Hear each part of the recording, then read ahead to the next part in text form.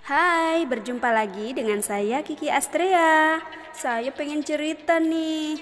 Yuk kita lihat kelanjutan drama ini.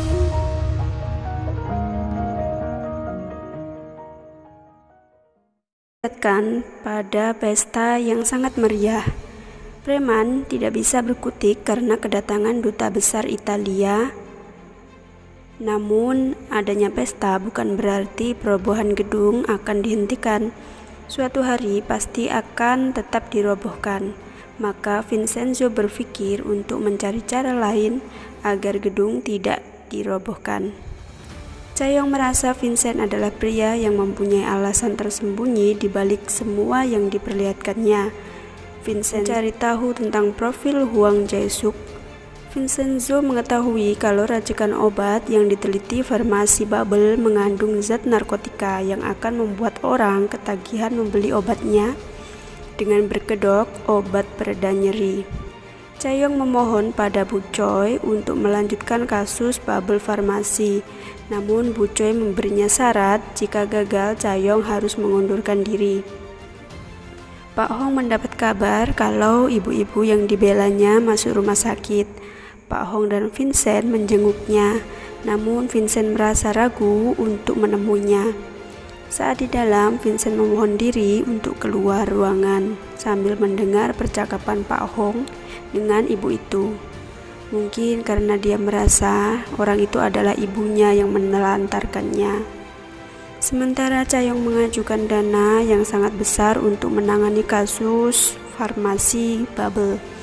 Dia mendapat undangan pesta dari Ibu Choi. Malam hari mereka pun berpesta. Chaeyoung diminta untuk menghibur para pengacara. Ternyata dia menarikan sebuah tarian Zumba seperti yang biasa Ibu Choi lakukan di kantor setiap pagi. Vincenzo tidak sengaja menabrak pria pegawai kantor Badan Intelijen Nasional. Pria itu mengatakan kalau dia pernah bertemu Vincenzo di pesta. Lalu orang itu meminta pekerjaan di restoran Italia tempat Vincenzo sering makan. Dia tidak minta bayaran, hanya minta makan dan tempat tinggal. Sebenarnya dia mau melakukan pengintaian terhadap Vincenzo. Saat membersihkan kaca pintu, ia melihat Vincenzo mengendap-endap menuju suatu tempat. Ternyata dia sedang membantu biksu memasang karpet.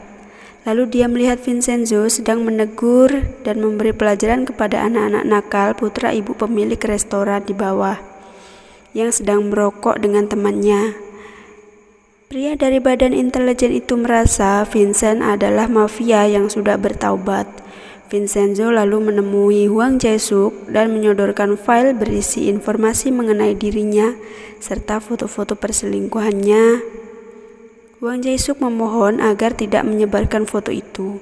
Vincenzo pun meminta agar perobohan gedung ditunda sampai 2 bulan. Apapun dan bagaimanapun caranya, kalau tidak keluarganya akan menjadi taruhannya. Lalu Chaeyoung mendatangi ruangan Bu Choi saat Bu Choi sedang melakukan kegiatan Zumba. Bu Choi meminta Chaeyoung untuk mundur dari kasus farmasi Bubble, namun Chaeyoung tetap menolak.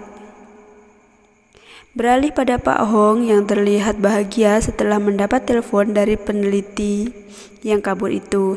Ia mentraktir Vincenzo.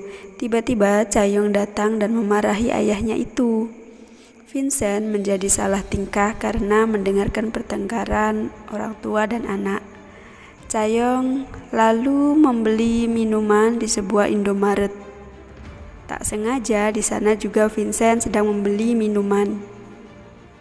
Vincent lalu menasihati Chaeyoung agar bersikap baik pada ayahnya kalau dia tidak ingin menyesal akhirnya. Ia lalu menelpon para preman untuk menghentikan perobohan gedung Gemga.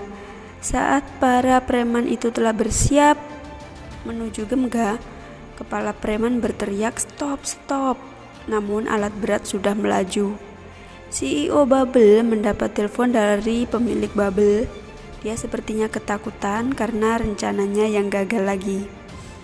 Scene kembali pada Chaeyoung yang selesai pesta dan mengantar Ibu Choi pulang.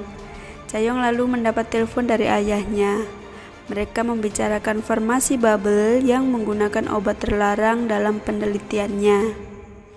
Lalu Vincenzo pulang. Chayong menemuinya, lalu seperti biasa mereka saling adu argumen karena Chayong masih belum mempercayai Vincent.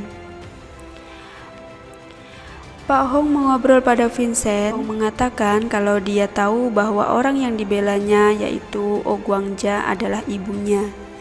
Ia tahu sejak 5 tahun lalu di persidangan pertama, juga saat Vincent mengunjungi penjara.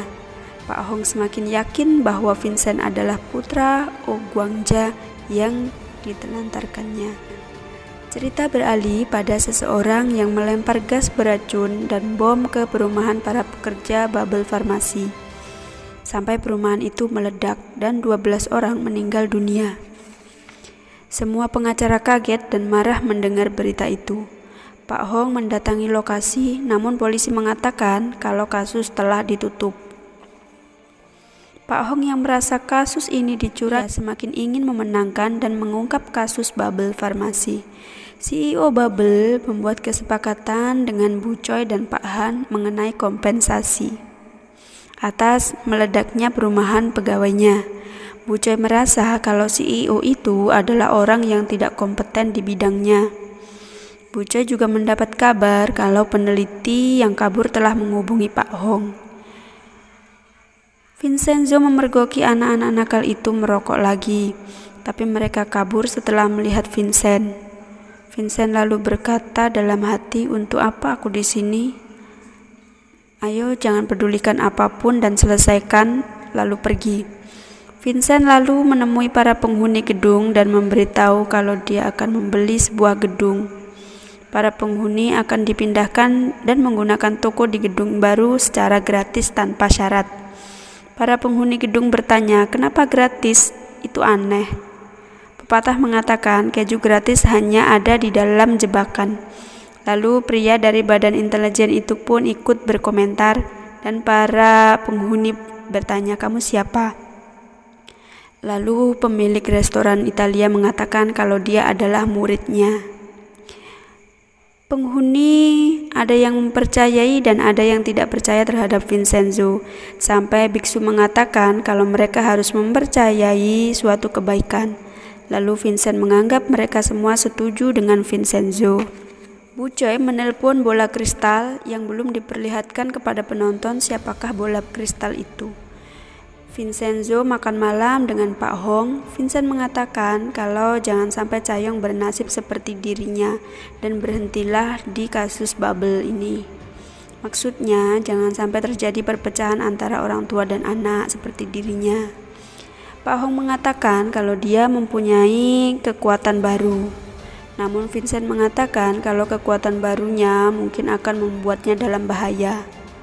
Chayong masih di depan Indomaret, lalu penjaga Indomaret itu memberikan payung dan mengatakan kalau payung itu dari Vincent. Chayong pun jadi tersipu.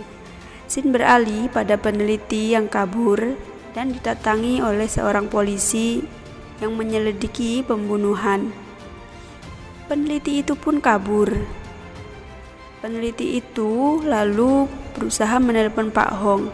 Namun Pak Hong berada di luar dan sedang merokok. Saat Pak Hong merokok, ada seseorang pria yang mencurigakan yang meminta rokoknya sambil mengawasinya. Pria peneliti terus mencoba menelpon Pak Hong, namun Vincenzo yang melihat HP Pak Hong hanya melihat tanpa membukanya. Pria itu lalu tertangkap oleh polisi. Pak Hong masuk lagi ke dalam warung dan bertanya pada Vincenzo, "Kamu tidak akan menjadi macan kan?" Lalu Vincent mengatakan kalau tadi RDU menelpon. Pak Hong lalu membuka HP dan tiba-tiba mereka ditabrak truk hingga Vincenzo terlempar. Namun untung Vincenzo masih bisa melihat Pak Hong. Namun Pak Hong sudah tak sadarkan diri dengan kepala berdarah. Drama pun bersama. Jangan lupa klik tombol subscribe dan loncengnya agar kamu mengetahui kelanjutan dari drama ini. Terima kasih. Sampai jumpa. Assalamualaikum.